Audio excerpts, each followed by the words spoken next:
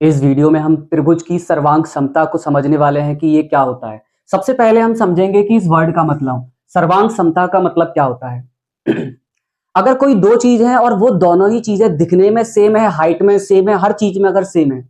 Example के लिए दो लड़के हैं, सेम हाइट के हैं, सेम वजन के हैं, उनका कलर भी सेम है, बाल भी सेम है, हर चीज सेम है, जुड़वा है बिल्कुल, तो उसे कहेंगे एक दूसरे के सर्वांग सम। दिखने में भी सेम हो, हाइट में भी सेम हो, वजन में भी सेम हो, क्लियर, उसे क्या कहेंगे, सर्वांग समता। एक और एग्जांपल देते हैं, जैसे ये दो चौक हैं, तो यहां पर ये दो चौक हैं, आप देखेंगे तो इनकी हाइट भी दोनों की जो है सेम है, वजन भी सेम है, कलर भी सेम है, हर चीज सेम है। जब भी दो चीजों की हर चीज सेम होती है तो उसे सर्वांग समता कहते हैं। अब यहां पर त्रिभुज की सर्वांग समता में समझेंगे कि ये क्या होता है ना। इसका मतलब यहां पर अगर दो त्रिभुज हैं और दोनों ही सेम दिखते हैं, हाइट में भी सेम है, क्षेत्रफल में भी सेम है, परिमाप में भी सेम है, तो उसे कहेंगे त्रिभुज की सर्वांग समता। ओके, अब इसकी जो मैथ्स की डेफिनेशन उस पर बात करें, अगर किसी दो त्रिभुज की संगत भुजाओं एवं कोण बराबर है तो उसे सर्वांग सम कहेंगे। तो यहां पर इंपॉर्टेंट है संगत, इस डेफिनेशन से भी पहले इसको समझते हैं, ठीक है। तो यहां पर हमने क्या किया, दो त्रिभुजों को बनाया, ये रहा पहला त्रिभुज और ये रहा दूसरा त्रिभुज। पहले समझेंगे संगत वर्ड का मतलब क्या है। संगत का मतलब है सेम डायरेक्शन वाले, इनका नाम हमने रखा A B C P Q R, ठीक है। जैसे कोण बी का संगत कोण कौन सा होगा, ये वाला कोण, सेम डायरेक्शन वाले। इस कोण का संगत कौन सा होगा, ये वाला कोण। ऊपर वाले कोण का संगत क्या होगा, ऊपर वाला। सेम डायरेक्शन वाली चीजें, ठीक है, ये होते हैं संगत का मतलब। भुजा ए बी का संगत पी क्यू, बी सी का संगत आर क्यू और ए सी का संगत पी आर। हमने संगत वर्ड को समझ लिया है, ठीक है। तो अब समझना ध्यान से, त्रिभुजों का संगत क्या होता है। किसी भी दो त्रिभुजों में उसकी संगत भुजाएं बराबर हो और संगत कोण बराबर हो, उसे कहेंगे एक दूसरे के सर्वांग सम। दिखने में सेम टू सेम होंगे वो, ठीक है। जैसे कि ये भुजा ए बी भुजा अगर पी क्यू के बराबर है, भुजा ए सी पी आर के बराबर है, बी सी भुजा क्यू आर के बराबर, तो ये दोनों पक्का ही संगत होंगे, मतलब देखने में बिल्कुल सेम टू सेम होंगे। या कोणों के बारे में बात करें तो ये वाला कोण इसके बराबर होना चाहिए और ये वाला कोण इसके बराबर, सॉरी, ये वाला कोण इस कोण के बराबर होना चाहिए, कोण सी कोण आर के बराबर होना चाहिए। अगर ऐसा होता है तो त्रिभुज पक्का सर्वांग सम होंगे। ओके, अगर किसी दो त्रिभुजों की संगत भुजाएं एवं संगत कोण बराबर होते हैं तो उसे सर्वांग सम कहेंगे। इसे इस चिन्ह द्वारा दर्शाया जाता है, दो बराबर लगा दो और उसके ऊपर तिरछी लाइन खींच दो, ठीक है, तो उस तरह से सर्वांग सम का साइन हो जाएगा, ठीक है। अब इसको पता करने के जो तरीके होते हैं कि देखते ही पता कर जाओ, इसकी कुछ शर्तें हैं, तो उसे ध्यान से देखना। पहली शर्त, किसी दो त्रिभुजों में अगर तीनों भुजाएं बराबर हो, तीनों भुजाएं क्या हो, बराबर हो, भुजा भुजा भुजा, तीनों भुजाएं अगर बराबर हैं तो उसे एक दूसरे के सर्वांग सम कहेंगे। जैसे एक क्वेश्चन है, जैसे ये वाला क्वेश्चन है, इस क्वेश्चन में हमें ए बी बराबर दिया है पी क्यू के, ओके, और बी सी बराबर दिया है क्यू आर के, और ए सी बराबर दिया है पी आर के, ठीक है। अगर ये तीनों चीजें बराबर दी हैं तो पक्का ये त्रिभुज जो होंगे, दोनों त्रिभुज एक दूसरे के सर्वांग सम होंगे। किस शर्त से, भुजा भुजा भुजा शर्त के थ्रू, ठीक है, पहला हो गया। ओके, दूसरा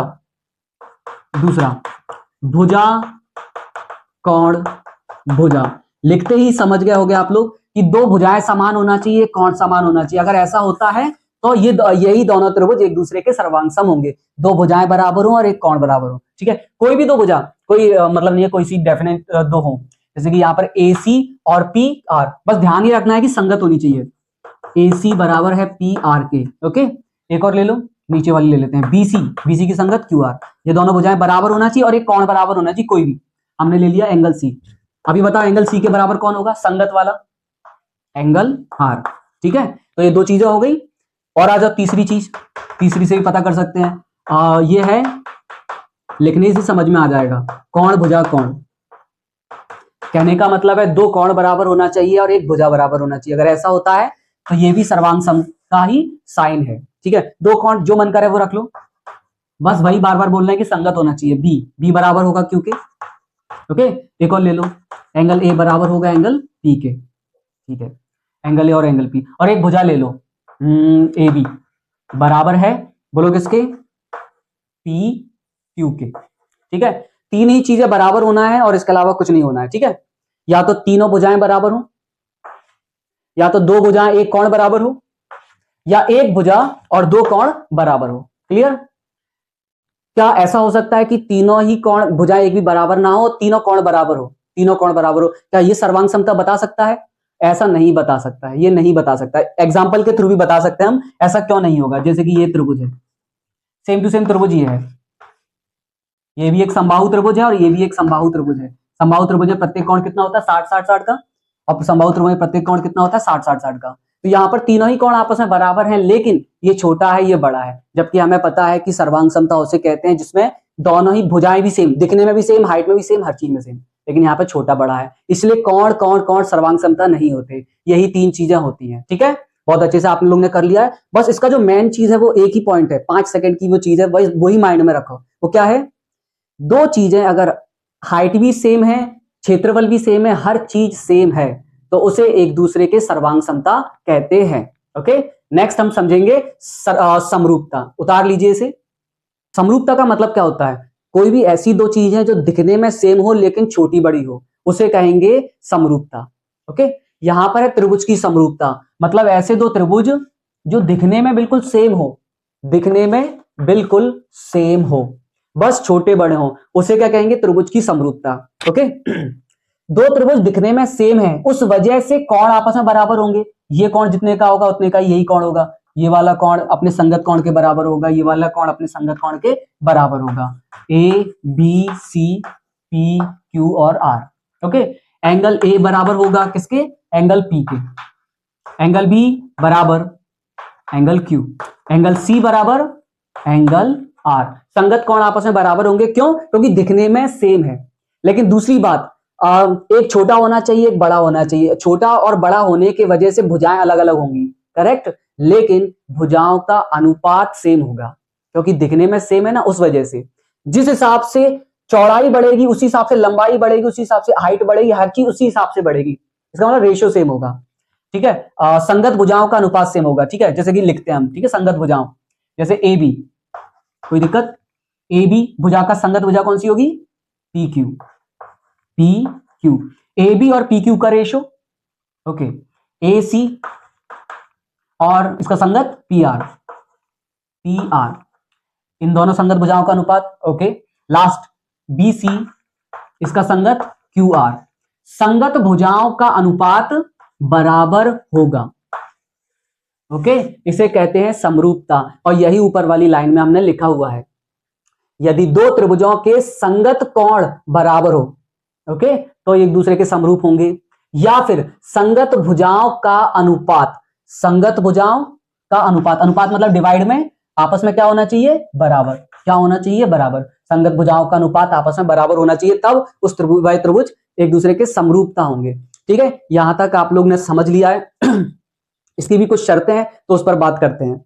लेकिन उससे पहले एक चीज आपने माइंड करी कि भुजाएं बराबर नहीं हो, कोई दिक्कत वाली बात नहीं है, लेकिन उनका अनुपात सेम होना चाहिए। छोटे बड़े की वजह से नहीं हो सकता बराबर। ओके, अब इसकी कुछ शर्तों की बात करें तो शर्त है, पहली शर्त सिंपल है सब कुछ, कोण कोण कोण, कोण कोण कोण, मतलब तीनों कोण अगर बराबर है, तीनों कोण अगर बराबर है तो दिखने में सेम है, भले ही छोटे बड़े हो, उसे क्या बोलते हैं? समरूप। क्लियर? दूसरी शर्त है, देखते ही पहचान लो, है ना, वह चीज अपन कर रहे हैं। कोण कोण कोण कोण, दो कोण अगर किसी त्रिभुज में अगर दो कोण बराबर है तो तीसरा तो ऑटोमेटिक बराबर हो जाता है, तो पहला वाला ही पॉइंट बन गया, दूसरा वाला कुछ बना ही नहीं। एग्जाम्पल देके समझाते हैं, जैसे कि ये मान लो 90 है और ये 30 है, करेक्ट, ये 90 है और ये 30 है। क्लियर? ये 90 है और ये 30 है, तीनों होते हैं 180, तो ये हो गया 120, 180 में से 120 गया, कितना आ गया? 60, तो ये 60 आ गया। 180 में से 120 गया 60। अगर दो कोण बराबर है तो तीसरा ऑटोमेटिक ही बराबर हो जाता है, क्योंकि त्रिभुज के तीनों कोणों का योगफल 180 डिग्री होता है। ओके, तो दो कोण बराबर है, ये भी एक थ्योरम होगी। और तीसरा पॉइंट वही है, सेम, संगत भुजाओं का अनुपात बराबर होना चाहिए, तो एक दूसरे के समरूप होंगे। क्लियर? यहां से एक लाइन आती है कि अगर सर भुजाओं का अनुपात बराबर है तो क्या क्षेत्रफल का भी अनुपात बराबर होगा? ये क्वेश्चन आता है माइंड में। लेकिन प्रॉब्लम यह है, बिल्कुल बात सही है, पूरी तरह से सही बात है, लेकिन प्रॉब्लम यह है कि भुजा होती है पावर 1 में और क्षेत्रफल होता है पावर 2 में, तो पावर 1 और पावर 2 आपस में कभी बराबर हो ही नहीं सकते। क्लियर? तो त्रिभुज ए बी सी का क्षेत्रफल अपॉन त्रिभुज पी क्यू आर का क्षेत्रफल, तो ये दोनों तो बराबर नहीं होंगे, ये बात तो क्लियर है। लेकिन सर अगर आप पावर 2 को पावर 1 में बना लिया जाए तो क्या बराबर होंगे? हाँ, फिर बराबर हो सकते हैं, क्योंकि ये भी पावर 1 है, फिर ये भी पावर 1 हो जाएगा। पावर 2 को पावर 1 में बनाने के लिए क्या करना पड़ता है? रूट लगाना पड़ता है। ये रूट लगा लिया तो ये भी बराबर होगा। क्लियर? तो पूरे पर ही ब्रैकेट कर लेते हैं, ये कर लिया। भुजाओं का अनुपात बराबर होगा या क्षेत्रफल का अनुपात, लेकिन उसका रेशियो अंडर रूट ले लो तो वो भी इसके बराबर ही होता है ना? ठीक है, इतना हो गया। जैसे एक एग्जांपल लेते हैं, भुजाओं का अनुपात है 1:2। चलो थोड़ा सा और लेते हैं, 2:3 है भुजाओं का अनुपात, तो क्षेत्रफल का अनुपात क्या हो जाएगा? 4:9। ऑटोमेटिक पावर 2 हो जाती है। और क्षेत्रफल का अनुपात दिया है और हमें भुजाओं का अनुपात निकालना है, तो क्या लगा दो? रूट। 4 का रूट 2, 9 का रूट 3। सेम यहां वाली बात हो जाएगी। तो यहां पर हमने त्रिभुज की समरूपता को भी हमने कर लिया। एक बार फिर बोल देते हैं, समरूपता होती है सर दिखने में सेम लेकिन एक छोटा एक बड़ा। ओके, सर्वांग समता दिखने में भी सेम और हाइट में भी सेम। ठीक है, आगे बढ़ेंगे नेक्स्ट पर, उतार लीजिए। यहां पर हम थेल्स प्रमेय को समझने वाले हैं, असल में समझने नहीं, इसे प्रूव करने वाले हैं, जिससे कि ये बहुत अच्छे से हमारे माइंड में बैठ जाए। ठीक है, तो यहां पर ध्यान से देखना, ये एक त्रिभुज है ABC। ओके, ये भुजा BC के समांतर एक लाइन हमने खींच दी। भुजा BC के समांतर हमने एक लाइन खींच दी, इसका नाम रख दिया DE। कोई दिक्कत? तो यहां से हमें दो त्रिभुज मिल रहे हैं। पहला त्रिभुज ABC, ये रहा बड़ा वाला, और दूसरा त्रिभुज ADE।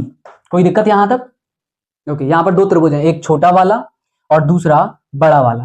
ओके, चलिए, हमें ये पता है कि ये लाइन और ये लाइन आपस में क्या है? पैरेलल है। ठीक है, अब बात करें बड़े वाले त्रिभुज की, बड़े वाले त्रिभुज की। ठीक है, क्या ये कोण इस कोण के बराबर होगा?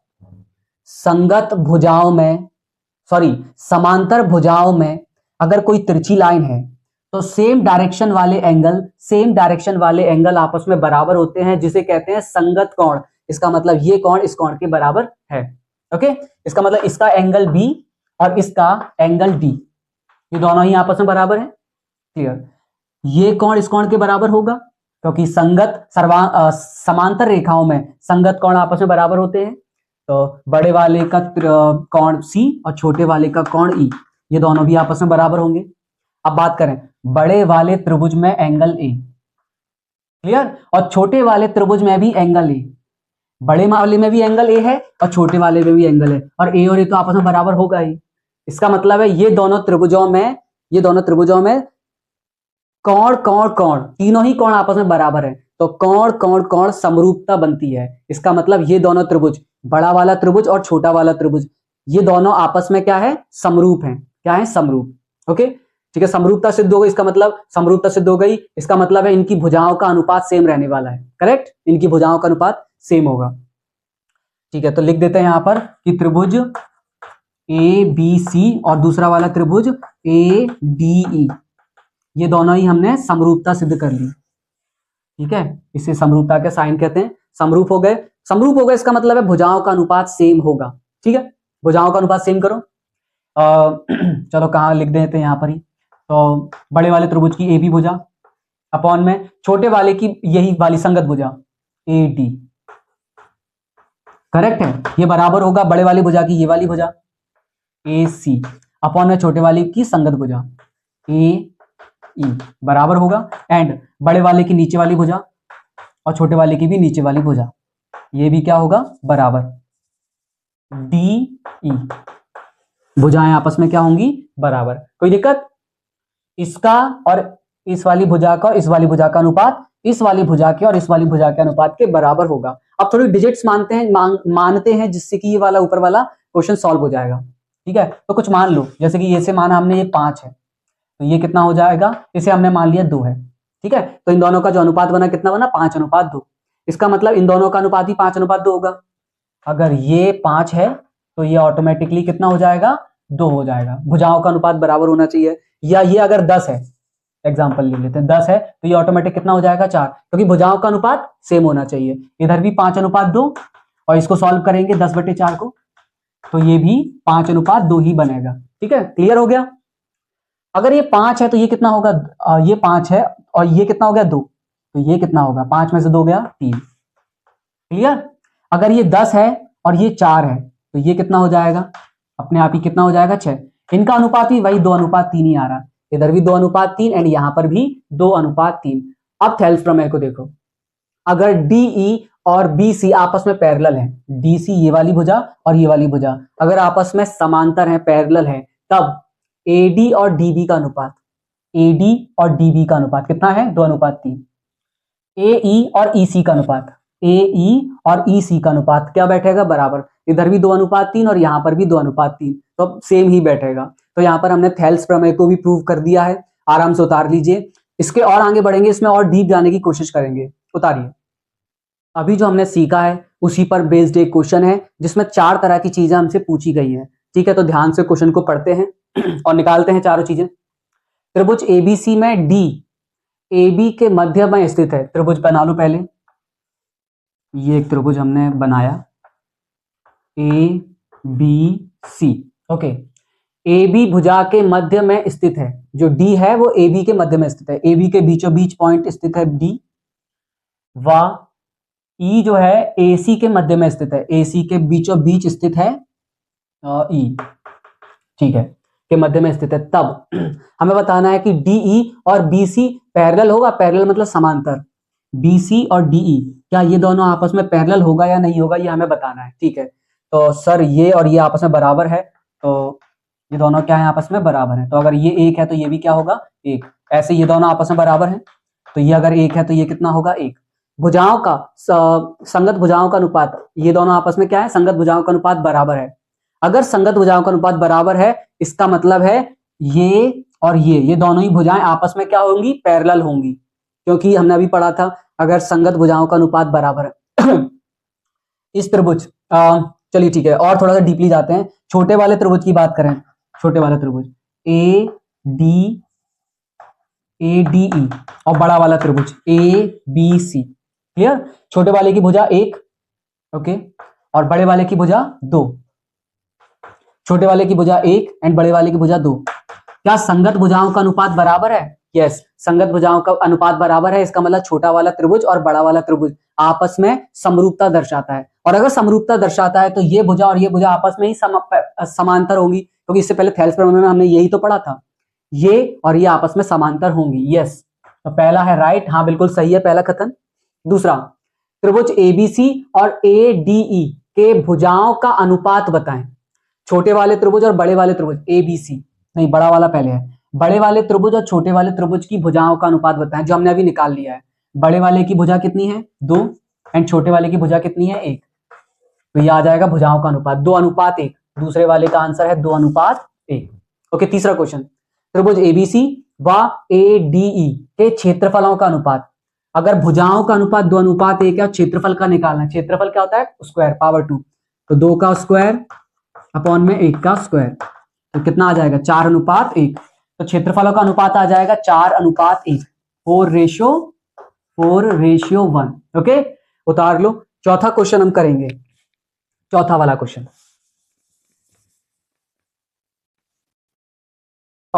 अभी तक हमने जो निकाल लिया है बड़े वाले का क्षेत्रफल, बड़े वाले का क्षेत्रफल कितना है, 4, और छोटे वाले का क्षेत्रफल, ये छोटा वाला, उसका क्षेत्रफल हमने कितना निकाला, 1। अगर पूरा 4 है जबकि ऊपर वाला अगर 1 है, तो ये कितना होगा, ये कितना होगा, टोटल में से 1 माइनस कर दो तो आ जाएगा 3। इसका मतलब त्रिभुज ADE कितना है, 1, और चतुर्भुज DBCE ये वाला, इन दोनों का रेशियो कितना होगा, ये त्रिभुज हो गया 1 और ये चतुर्भुज हो गया 3। तो फाइनल आंसर कितना हो जाएगा, 1:3। ओके, 1:3। तो ये भी हमने कर लिया है, आप उतार लीजिए इसे। चलिए पहला क्वेश्चन समझते हैं। त्रिभुज ABC में D और E क्रमशः भुजा AB और AC के मध्य बिंदु हैं। ये रही AB और ये रहा AC, AB और ये AC, इन दोनों के बीचों बीच पॉइंट है, तो ये रहा D और ये रहा E, बीचों बीच पॉइंट इन्हें मिला दिया हमने। ओके, इसका मतलब ये दोनों त्रिभुज समरूप होंगे और थेल्स प्रमेय लग रही है, जो हमने पहले अभी तक पढ़ा हुआ है। सबको पुट कर दो यहाँ पर। ये हो गया AD है 6, ओके, एंड DB है 12x माइनस 6, ओके। AE है हमारा 2x एंड ये है हमारा 16 माइनस 2x। ओके, हमें पता है दोनों त्रिभुजों की भुजाओं का अनुपात क्या रहेगा, सेम। छोटे वाली त्रिभुज की भुजा, बड़े वाले त्रिभुज की भुजा। ओके, ये दोनों को प्लस करोगे तो प्लस का 6 माइनस का 6 कैंसिल हो जाएगा, फाइनल 12x बराबर होगा छोटे वाले त्रिभुज की भुजा 2x एंड बड़े वाले त्रिभुज की भुजा। तो इनको प्लस करोगे तो माइनस का 2 और प्लस का 2x दोनों आपस में कैंसिल हो जाएंगे, कितना आ गया 16। ओके, सॉल्व करिए, कैंसिल किया 2 बार एंड 2 से कैंसिल किया 8 एंड 2 से 8 को कैंसिल किया 4, x का x से मल्टीप्लाई एक्स स्क्वायर बराबर 4। इस हिसाब से x की वैल्यू कितनी आ गई 2, फाइनल आंसर। उतारिए, सेकंड क्वेश्चन करेंगे अब हम।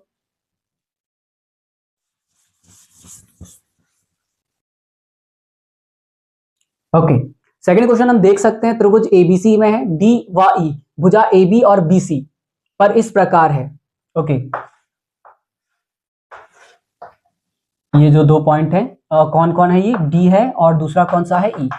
D जो है AB पर है और ये है BC पर, ठीक है। तो दोनों में जो कॉमन है वो B है, ये आ गया B है, यहाँ पर क्या है B। AB पर कौन है D एंड BC पर कौन है E। ओके, ये है इस प्रकार है कि ये वाली भुजा और ये वाली भुजा क्या है, आपस में समांतर है, ठीक है। AD और DB का रेशियो दिया गया है, AD कितना है, ये 3 एंड ये कितना है 2, क्लियर। समलंब चतुर्भुज ACED यह हमें निकालना है, ADEC इसका क्षेत्रफल एंड BED इसका क्षेत्रफल, इन दोनों के क्षेत्रफल का अनुपात हमें निकालना है। ओके, छोटे वाले त्रिभुज की भुजा 2 एंड बड़े वाले त्रिभुज की भुजा 2 और 3 मिलकर कितना हो गया 5। ओके, ये हो गया, ठीक है। तो यहां पर छोटे त्रिभुज और बड़े वाले त्रिभुज की भुजाओं का अनुपात निकल के आ गया। ये हो गया भुजाओं का अनुपात। क्षेत्रफल निकालना, लेकिन क्षेत्रफल के लिए स्क्वायर करना पड़ेगा, 2 का स्क्वायर 4, 5 का स्क्वायर 25। तो दोनों त्रिभुजों की भुजाओं का अनुपात, क्षेत्रफलों का अनुपात निकल कर आ गया। छोटे वाले त्रिभुज का क्षेत्रफल हो गया 4 एंड बड़े वाले त्रिभुज का क्षेत्रफल हो गया 25। कितना हो गया 25। 25 में से ऊपर वाले क्षेत्रफल को हम माइनस कर देंगे तो ये समलंब चतुर्भुज का क्षेत्रफल आ जाएगा। बताओ कितना, 21। हमसे यही पूछा है, समलंब चतुर्भुज का क्षेत्रफल और छोटे वाले त्रिभुज का क्षेत्रफल, इन दोनों का रेशियो देख सकते हो, ये लिखा हुआ है समलंब चतुर्भुज ACED और छोटा वाला BED, इन दोनों का हमें क्या निकालना था, क्षेत्रफलों का अनुपात, जो कि आ चुका है। उतार लीजिए आप लोग। चलिए इस क्वेश्चन को समझते हैं। नीचे दर्शाए गए चित्र में दिया गया है कि BC 12 सेंटीमीटर, BC 12 है, DB 9 सेंटीमीटर, CD 6, BCD बराबर है BAC के, BCD ये वाला एंगल और BAC ये वाला एंगल, ये दोनों ही एंगल बराबर हैं। ओके, तब हमें ये वाला त्रिभुज और ये वाले त्रिभुज के परिमापों का अनुपात हमें बताना है, परिमाप बताना है, ठीक है। चलिए ठीक है, तो ADC कहाँ गया, ADC ये वाला और BCD ये वाला, इन दोनों क्षेत्र त्रिभुजों के क्षेत्र परिमापों का अनुपात हमें बताना है। ओके,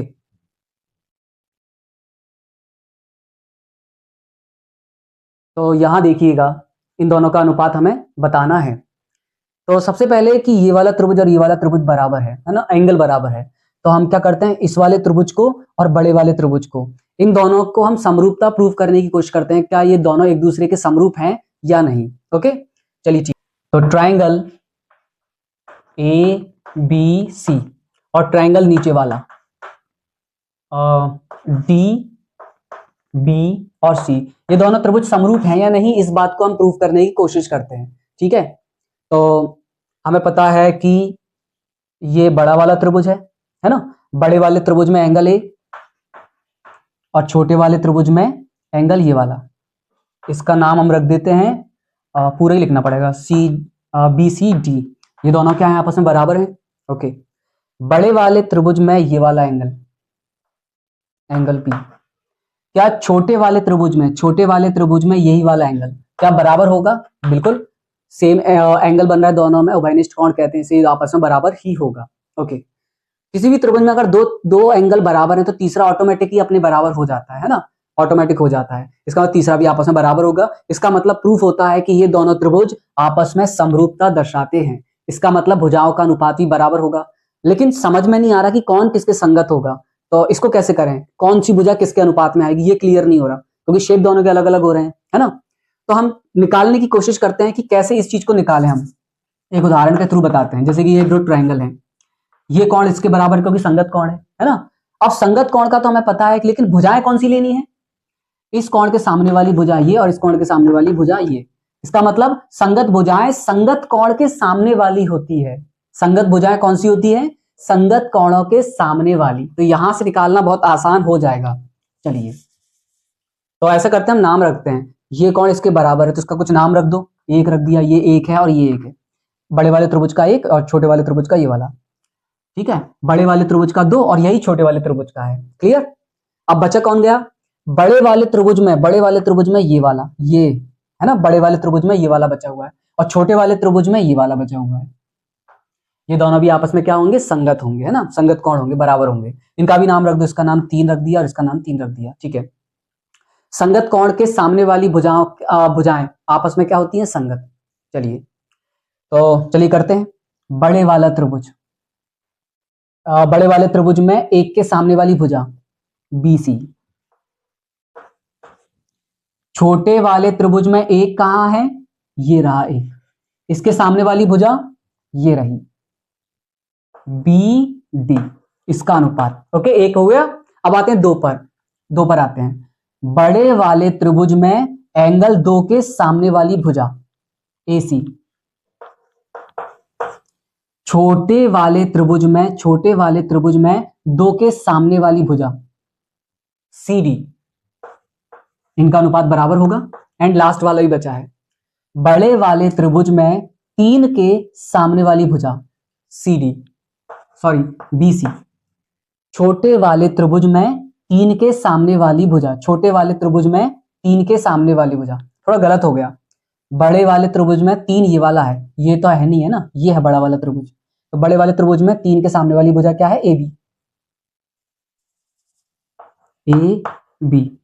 छोटे वाले त्रिभुज में 3 के सामने वाली भुजा ये रहा 3, तो ये क्या है, BD।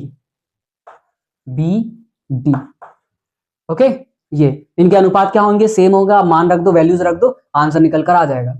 तो यहां पर इन दोनों के बीच की भुजा को भी मान ले कुछ x और यहां पर भी मान ले y, क्योंकि रखना पड़ेगा ना यहां पर। चलिए रखते हैं यहां पर। ओके, हमारे पास जगह नहीं है तो ऊपर वाला थोड़ा साफ कर दें। ओके, तो BC, सबसे पहले BC कितना है, 12 अपॉन BD कितना है, 9। AC हमने y माना है। एंड CD जो कि है 6। AB 9 plus x। तो सबसे पहले हम इन दोनों को सॉल्व करते हैं। 12 अपॉन 9, 6 अपॉन y अपॉन 6। 3 से कैंसिल किया, 3 से किया 4 और 4 इंटू 2 8, y की वैल्यू 8 आ गई। फिर इसको इससे करते हैं। ओके, 3 से दोनों कैंसिल करेंगे, 4 3 से कैंसिल करेंगे 4 इंटू 4 16, 9 प्लस x की वैल्यू बताओ 7।